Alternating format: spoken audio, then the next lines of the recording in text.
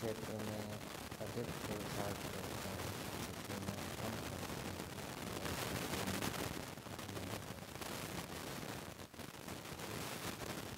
कुछ विद्यार्थी ऐसे होते हैं जो पढ़ने में ही लगे रहते हैं, स्वास्थ्य के लिए ध्यान नहीं, स्वास्थ्य उनका खराब हो जाता है, चश्मे आदि। कुछ विद्यार्थी ऐसे होते हैं वो स्वास्थ्य की ओर ध्यान देते हैं, पढ़ने की ओर ध्यान नहीं देते, इस कारण से पढ़ाई में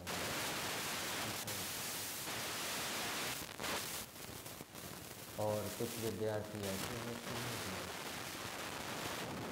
स्वास्थ्य की ओर भी ध्यान देते हैं, खेलों में भी भाग लेते हैं, खेल प्रतियोगिताओं में भी भाग लेते हैं, उसमें भी प्राइज जीत के आते हैं और स्कूल की परीक्षाओं में, कॉलेज की परीक्षाओं में भी टॉप करते हैं, पहले, दूसरे, तीसरे नंबर पर कुछ विद्यार्थी होते हैं। इसी प्रकार से आध्यात्मिक क्षेत्र के अंदर भी अनेक भिन्नताएं देखने को मिलती।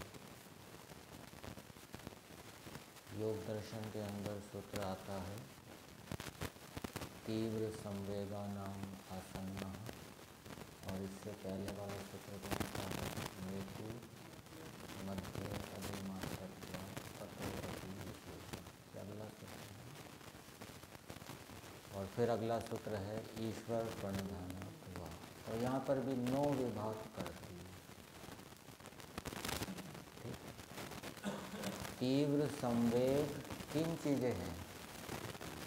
तीव्र संवेग एक संवेग है, एक विचार है और दूसरा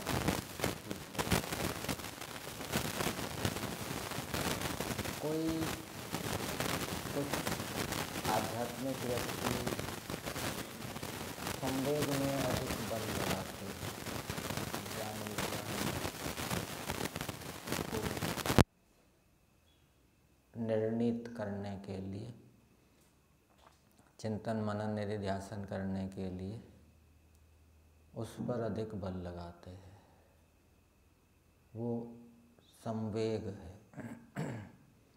और उसमें भी अलग अलग स्तर होते हैं। वो जो ज्ञान विज्ञान को निर्णीत करने के लिए पुरुषार्थ कर रहे हैं, परमाणु का प्रयोग कर रहे हैं, निधिध्यासन कर रहे हैं, पक्ष विपक्ष उठा रहे हैं, उसमें भी अलग अलग स्तर मिलेंगे। कुछ बहुत अधिक तीव्रता से करेंगे, कुछ मध्य स्तर के मिलेंगे, कुछ मृदु स्तर के मिलेंगे। ऐसे ही उपाय है। उपाय में भी यम नियम आदि योग के अंगों का अनुष्ठान बताया गया है। तो यम नियम के पालन में कुछ बहुत ही उत्साह से, पुरुषार्थ से यम नियम का पालन करेंगे, तीव्रता से। कुछ मध्य स्तर से यम नियम आदि का पालन करेंगे, व्यवहार में सावधानी रखेंगे। कुछ और भी नीचे स्तर का यम नियम का पालन करेंगे। इसी प्रकार से ईश्वर प्रणिधान के भी अलग अलग स्तर मिलेंगे। कोई बहुत ही ऊंचे स्तर का ईश्वर प्रणिधान बनाएगा, वो हर समय ईश्वर के साथ संबंध बनाए रखेगा, पिता माता या राजा गुरु आदि का याद रखेगा। दूसरा है वो कुछ कम याद रखेगा, कम संबंध बनाएगा। तो इन सब में से सबसे पहले वैराग्य को, समाधि को कौन प्राप्त होगा? जिसकी ये तीनों चीज़ें सबसे अधिक होगी, जो तीनों में सबसे आगे होगा, वो सबसे पहले वैराग्य और समाधि को प्राप्त होगा। और जो इन तीनों में सबसे पीछे होगा, वो सबसे पीछे वैराग्य और समाधि को प्राप्त होगा। ये जो ईश्वर प्रणिधानाद वा सूत्र है, इसके साथ ये भी जुड़ा हुआ है तीव्र संवेग और अधिमात्र उपाय। ठीक है, तो अब 3 क्षेत्र हो गए पुरुषार्थ के। ठीक है, और तीनों क्षेत्रों में जो सबसे आगे होगा वो सबसे पहले सफलता को प्राप्त होगा। कौन कौन से 3 क्षेत्र हो गए परमानंद जी?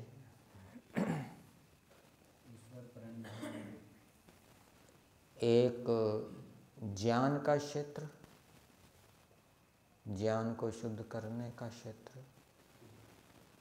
दूसरा कर्म का क्षेत्र, अच्छे कर्म करने में शरीर से, मन से, वाणी से अच्छे कर्म करने के लिए वो कितना सावधान सतर्क रहता है, पुरुषार्थ करता है, त्रुटि होने पर दंड प्रायश्चित आदि रहता है, आगे से बिल्कुल ना करने के लिए दृढ़ संकल्प लेता है।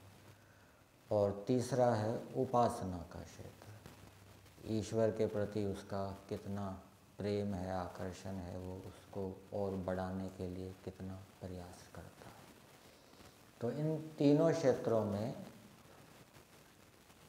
जो आगे होगा वो आगे पहुँचेगा। कर्म के क्षेत्र में एक वाणी से कर्म होता है, जो हम वाणी से प्रयोग करते हैं। और वाणी के दोष तो 54 प्रकार के दोष सुने ही आपने न्याय दर्शन के अंदर। और एक दोष उच्चारण से संबंधित भी है। ठीक है, उच्चारण शुद्ध ना होने के कारण, उच्चारण स्वर की दृष्टि से भी होता है और वर्ण की दृष्टि से भी होता है। वर्ण का ठीक उच्चारण नहीं करेंगे, स को श बोल देंगे तो उससे क्या हानि होगी। और स्वर का ठीक उच्चारण नहीं करेंगे, उदात्त के स्थान पर उदात्त कर देंगे, अथवा एक श्रुति बोलनी होगी तो वहाँ स्वर का स्वर सहित बोल देंगे, तो वहाँ क्या क्या दोष आएंगे। तो महाभाष्य के अंदर जो पतंजलि जी का कृति है, उसके अंदर जो अपशब्दों का प्रयोग करता है, ठीक है ना, ठीक प्रकार से उच्चारण नहीं करता, उसको क्या क्या हानियाँ होती है वो मैं आपके सामने बताऊंगा। यहाँ पर एक उदाहरण दिया है,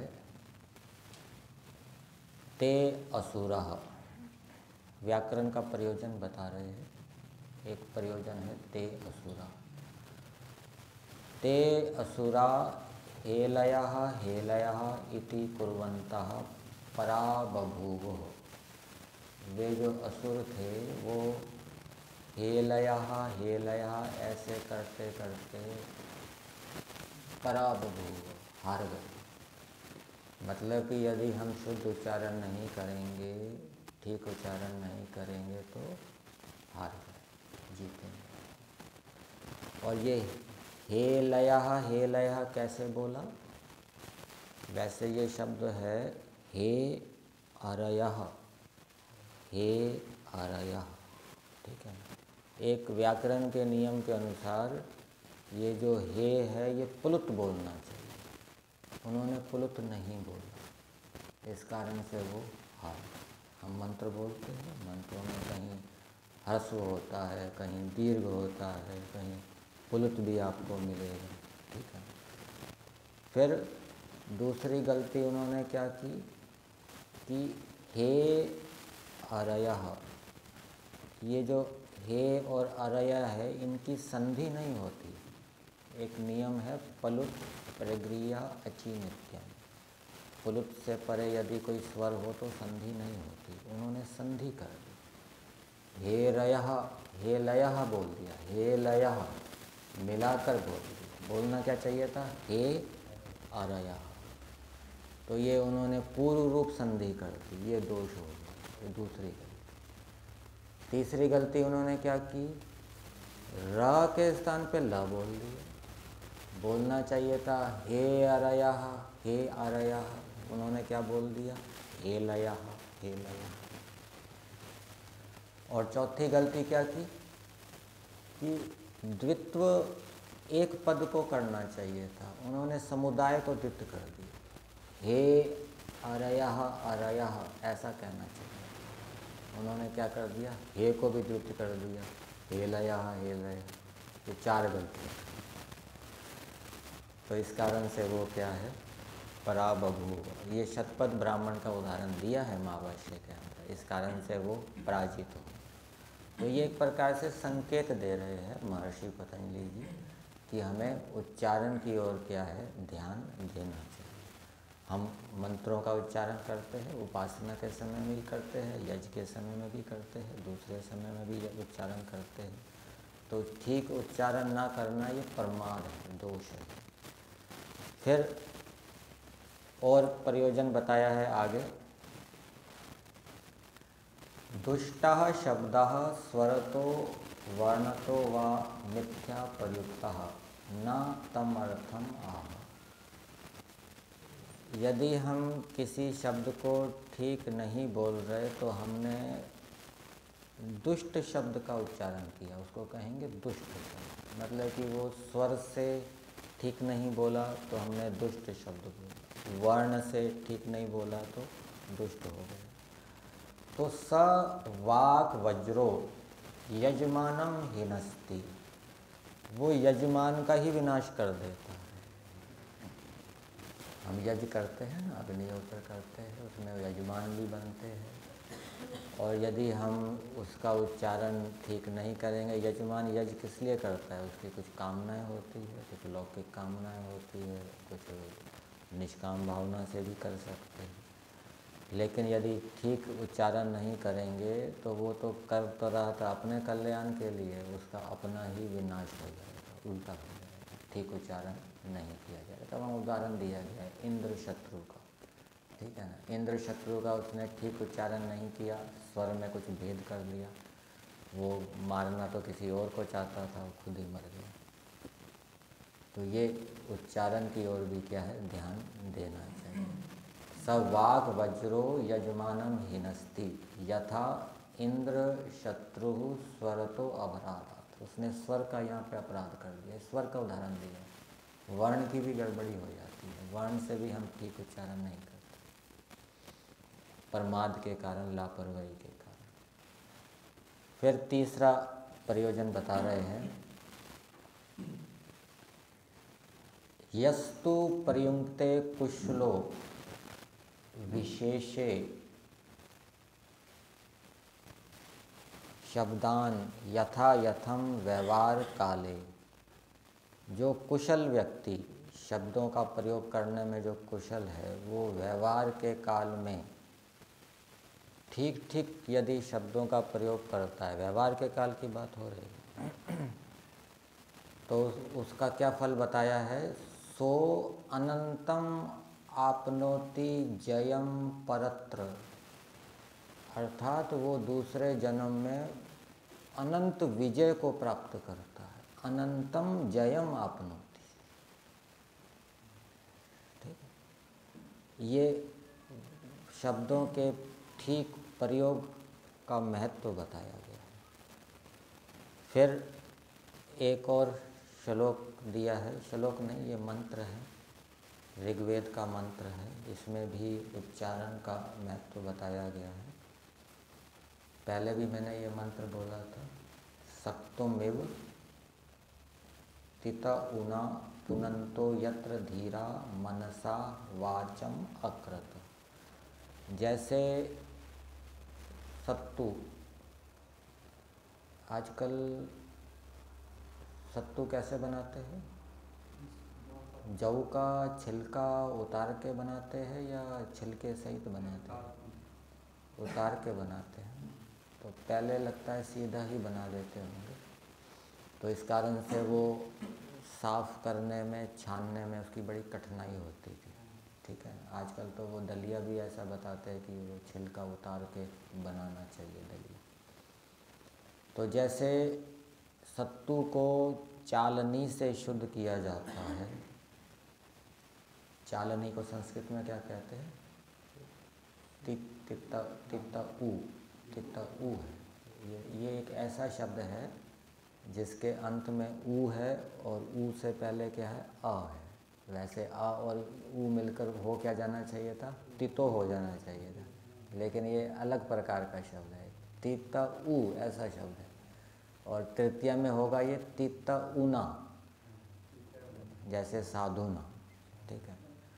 तो ये चालनी के लिए होता है। जैसे चालनी से सत्तू को शुद्ध किया जाता है, वैसे ही जो धीर हैं वो मन से शुद्ध करके वाणी का प्रयोग करते हैं, मतलब कि अपशब्द का प्रयोग नहीं करते। विचार चालनी कहते हैं। वो अलग अलग क्षेत्रों में अलग अलग भाषा का प्रयोग होता होगा। तो इसका फल बता रहे हैं, अत्रा सखायः सख्यानि जानते भद्रा येषां लक्ष्मी निहिता अधिवाची। तो जो विचार करके शुद्ध शब्दों का प्रयोग करते हैं, अपशब्द का प्रयोग नहीं करते, ठीक ठीक वर्ण का उच्चारण करते हैं, स्वर का उच्चारण करते हैं, तो इस विषय में वो क्या हो जाते हैं, सखायः, सखी भाव को प्राप्त करते हैं। और सख्यानि जानते, और सखी भाव क्या होता है इसको वो जानते हैं। और उनकी वाणी में भद्रा लक्ष्मी, कल्याणकारी लक्ष्मी जो है वो निहित होती है। ठीक, तो ये महत्व वाणी के विषय में बताया गया है। कर्म का क्षेत्र है, कर्म में वाणी से भी हम बहुत प्रयोग करते हैं। तो उच्चारण की ओर भी जो आध्यात्मिक मार्ग में बढ़ रहे हैं उनको उच्चारण की ओर भी ध्यान देना चाहिए, और भी जो वाणी की गलतियां होती हैं उनको भी दूर करना चाहिए। और शरीर से, मन से भी हम अनेक प्रकार के प्रमाद के कारण अनेक प्रकार के दोष करते हैं। तो तीनों क्षेत्रों में कौन कौन से, ज्ञान को शुद्ध करने का क्षेत्र, ज्ञान को शुद्ध करने के लिए भी हमारे पास बहुत शास्त्रों का ज्ञान होना चाहिए, प्रमाण होने चाहिए, वो प्रमाण याद रहने चाहिए।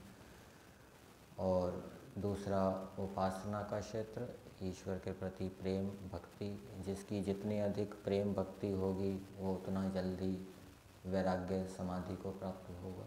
जिसका जितना अधिक ज्ञान के क्षेत्र में पुरुषार्थ होगा वो उतना जल्दी वैराग्य समाधि को प्राप्त करेगा। और तीसरा कर्म, जो जितना अधिक निष्काम कर्म करेगा वो उतना जल्दी वैराग्य समाधि को प्राप्त होगा। तो ये तीनों क्षेत्रों में हमें पुरुषार्थ